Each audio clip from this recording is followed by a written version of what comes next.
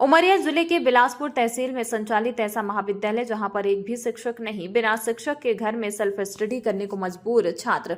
विधानसभा चुनाव के एन पहले लोगों को बड़ी सौगात देते हुए महाविद्यालय की गई थी घोषणा के 2 साल बाद भी महाविद्यालय में नहीं पहुंचे शिक्षक। महाविद्यालय में वाणिज्य के शिक्षक ही कर रहे चपरासी, बाबू एवं प्रिंसिपल का काम। तो सही है कि वहाँ एक ही हैं, चाहे वो चपरासी से लेकर सारे पोस्ट का काम कर रहे हैं। और अगर शासन ने जो नए नए कॉलेज खोले हैं तो उसमें उन बच्चों का कोई कसूर नहीं है जिन्होंने वहाँ पे एडमिशन लिया है, क्योंकि वो यही सारी सुविधाओं को लेकर एडमिशन लिए हैं। और बहुत ही बुरी स्थिति है कि वहाँ सारे फैकल्टी के टीचर नहीं हैं, न तो अतिथि विद्वान हैं, तो वो एक ही तरह से भगवान भरोसे हैं। और शासन को चाहिए कि वहाँ पे रेगुलर तो नहीं लेकिन अतिथि विद्वान भेजना चाहिए। तो मैडम, आप अग्रणी प्रिंसिपल हैं, आप उमरिया से ऐसी व्यवस्थाएं आप करवा सकती हैं कि जो वहाँ पर वाणिज्य के टीचर हैं तो साइंस के टीचर या आर्ट के टीचर दोनों पहुँच सकें। सर, मैं अग्रणी प्रिंसिपल तो हूँ, लेकिन मेरे अग्रणी कॉलेज में भी कंडीशन बहुत ही ख़राब है, क्योंकि यहाँ 4-5 जो प्रोफेसर थे वो रेगुलर ट्रांसफ़र होके चले गए हैं, जिसके कारण से मैं ये व्यवस्थाएं नहीं करवा सकती। और अतिथि विद्वानों की बात है तो अतिथि विद्वानों की भी नियुक्ति शासन स्तर पे होता है। और अगर हमारे यहाँ डबल स्टाफ होता एक सब्जेक्ट का तो मैं ये कराने का प्रयास करती, लेकिन हमारे यहाँ अग्रणी या पीएम एक्सीलेंस होने के बावजूद भी 4-5 रेगुलर प्रोफेसर ही हैं, जिसके तहत मैं पूरे कॉलेज को संचालित कर रही हूँ। मुझे भी बहुत ही असुविधाओं का सामना करना पड़ रहा है, क्योंकि यहाँ पे प्राध्यापकों के साथ साथ क्लर्की लोग भी नहीं हैं।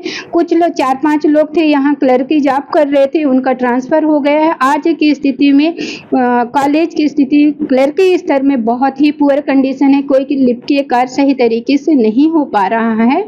पूरे जिले में महाविद्यालयों की क्या कंडीशन है? सर, मैं अगर पूरे जिले जो 8 कॉलेज हैं मेरे कॉलेज के तहत, तो यहाँ पे सारे कॉलेजों में वही कंडीशन है, क्योंकि चंदिया में भी आर्ट और साइंस है, लेकिन वहाँ भी टीचर नहीं है, केवल गेस्ट फैकल्टी के माध्यम से चल रहा है। वहाँ लाइब्रेरी और एक इंग्लिश का जो प्रोफेसर है वो प्रभारी प्राचार्य के रूप में अपने दायित्वों का निर्वहन कर रहा है। मॉडल कॉलेज में थोड़ी सी व्यवस्थाएं सुदृढ़ हैं, क्योंकि वहाँ फैकल्टी ज़्यादा थी, लेकिन ट्रांसफ़र नीति के तहत वहाँ भी इधर उधर हो गए हैं प्री डिप्लॉय के तहत। और नरोजाबाद में वहाँ भी 2 ही प्रोफेसर हैं। पाली में है तो वहाँ भी जैसे स्टाफ होना चाहिए वैसे स्टाफ नहीं है। यानी सारे कॉलेज, अगर पूरे ज़िले की बात कहूँ तो अतिथि विद्वानों की ही भरोसा चल रहा है।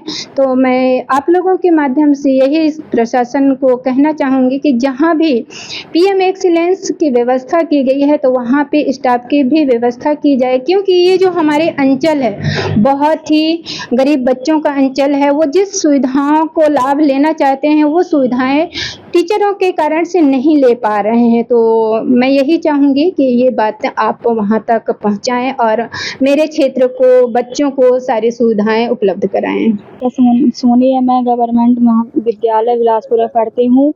मैं बीएससी कोर्स कर रही हूँ। तो यहाँ पर आप कौन पढ़ाता है?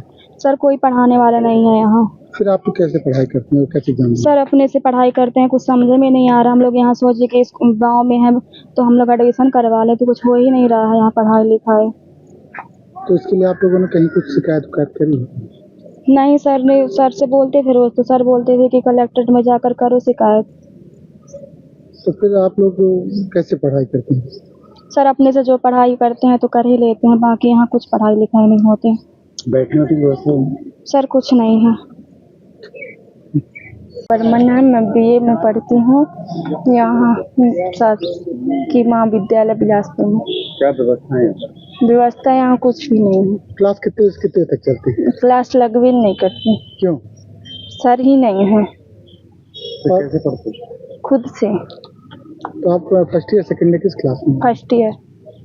तो फिर आपको सब पढ़ाई में बहुत ज़्यादा दिक्कत जाती होगी? बहुत ज़्यादा। और आप लोगों को पानी पीने होने के लिए क्या कुछ नहीं है, यहाँ क्लास ही नहीं लगते हैं। तो इसके लिए आप लोगों ने कहीं शिकायत करी है? नहीं। कब खुला था कॉलेज? सर से बोलते हैं तो सर नहीं बोलते। कब खुला था? 2023 में शायद। उमरिया जिले के बिलासपुर तहसील में संचालित एक शासकीय महाविद्यालय में शिक्षा व्यवस्था पूरी तरह से चरमरा गई है। इस कॉलेज में कुल 58 छात्र पंजीकृत हैं, जिनमें बीएससी में 15 और बीए में 43 विद्यार्थी अध्ययनरत हैं। लेकिन सबसे बड़ी विडंबना यह है कि इस महाविद्यालय में पढ़ाने के लिए एक भी स्थायी या अतिथि शिक्षक की नियुक्ति नहीं की गई है। ऐसे में छात्र छात्राओं के समक्ष शैक्षणिक भविष्य को लेकर गंभीर संकट खड़ा हो गया है। कॉलेज में शिक्षकों के अभाव के कारण न तो नियमित कक्षाएं लग रही हैं और न ही छात्रों को मार्गदर्शन मिल पा रहा है। विद्यार्थी अपनी किताबों और नोट्स के सहारे पढ़ाई करने को मजबूर हैं। और मैं बिलासपुर तहसील अंतर्गत बिरसिंहपुर ग्राम का रहने वाला हूं। और जैसे कि विदित है कि हमारे इस बिलासपुर क्षेत्र में काफ़ी समय से 2023 से कॉलेज संचालित है, लेकिन यहाँ एक भी टीचर नहीं है और इससे यहाँ के जितने भी छात्र हैं उनको पढ़ने में बहुत समस्या जा रही है ना। डाउट क्लियर करने के लिए सबसे ज़्यादा इंपॉर्टेंट होते हैं टीचर होते हैं। अब जब टीचर ही नहीं रहेंगे तो कैसे उसमें सुधार होगा, शिक्षा व्यवस्था में सुधार होगा। तो कहीं ना कहीं शासन प्रशासन से हम सभी लोग मांग करते हैं कि इस समस्या का जल्द से जल्द निराकरण हो सके। चूंकि देख रहे हैं यहाँ बिल्डिंग के लिए भी अभी तक नहीं हुआ। 2023 से विधानसभा में घोषणा हुई थी कॉलेज के लिए और लगभग कॉलेज तब से संचालित भी है, लेकिन अभी भी यहाँ बिल्डिंग ऐसे प्राइवेट बिल्डिंग में काम चलाया जा रहा है, जिससे छात्रों को बहुत सारी समस्याएं हो रही हैं।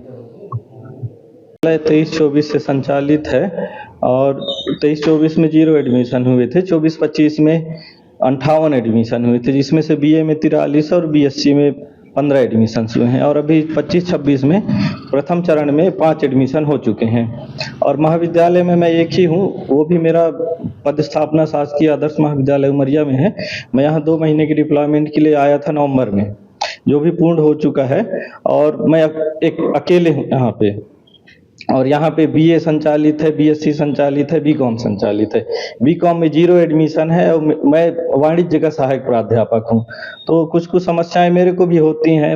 वोकेशनल सब्जेक्ट्स तो मैंने 24-25 में बच्चों को पढ़ाया था, लेकिन जैसे कोर सब्जेक्ट होते हैं साइंस के, बॉटनी, केमिस्ट्री, इन सब को तो मैं बता नहीं सकता। और कंप्यूटर साइंस है यहाँ, तो कंप्यूटर साइंस में तो एक एक्सपर्ट चाहिए टीचर का। अब एक आदमी हर विषय का एक्सपर्ट हो नहीं सकता। अब मैं वाणिज्य का हूँ तो वाणिज्य में वोकेशनल सब्जेक्ट्स हैं जैसे पर्सनालिटी डेवलपमेंट, डिजिटल मार्केटिंग, ये सब तो मैं बता सकता हूँ, लेकिन कंप्यूटर साइंस में कैसे पढ़ा पाऊंगा, एक ये समस्याएं हैं।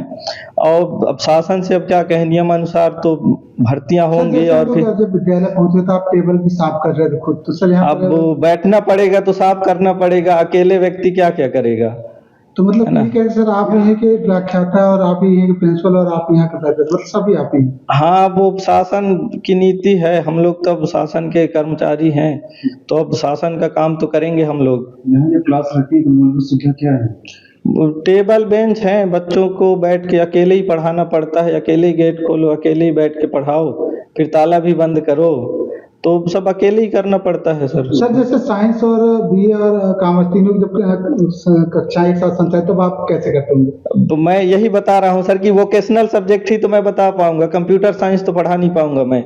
अब बेसिक चीज़ों को बता दूंगा, वर्ड फाइल क्या होता है, पीपीटी क्या होता है।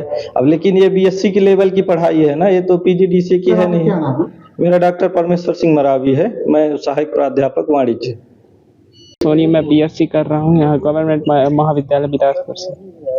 तो आपको कौन पढ़ाता है और कैसे क्या? सर हमारे यहाँ कोई टीचर उपस्थिति नहीं है। वो एक सर हैं जो वो सर आप कौन से वाले, जो वो बीएससी वाले हैं ही नहीं, यहाँ कोई टीचर ही नहीं है। आप लोग जैसे पानी वानी पिलाने के लिए और सबकी क्या व्यवस्था है? सर कुछ नहीं है यहाँ, पानी पीने की व्यवस्था नहीं है, यहाँ तक एक टनल नहीं है। यहाँ बैठने के लिए तो क्या कैसे? बैठने के लिए कोई चेयर भी नहीं है, ना कुछ, ना बेंच है, चटाई बिछाए रहते, चटाई वो भी गीली है अभी यहाँ।